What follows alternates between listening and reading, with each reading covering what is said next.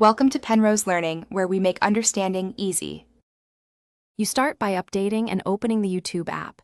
This ensures settings and UI match the steps I'll give. You must sign into the same account you use daily so changes persist. Once open, go straight to Home and tap your profile icon to access settings. Don't browse Shorts yet. This places you where the preferences live. Make sure data saving or ad blockers aren't interfering, because that can hide some options and confuse the process as you proceed. Next, navigate Settings, then General to find the Shorts-related toggles. Depending on your app version, it may be called Short Shelf or a Shorts toggle. Turn off the Shorts shelf and disable autoplay to stop Shorts from autoplaying. Once done, head to History and Privacy and pause Watch History and disable Watch-based recommendations if you want fewer short recommendations. If an option is missing, clear the app cache and restart the app. That forces the UI to refresh and often reveals hidden controls. To finish, reopen YouTube and confirm the Shorts shelf is gone.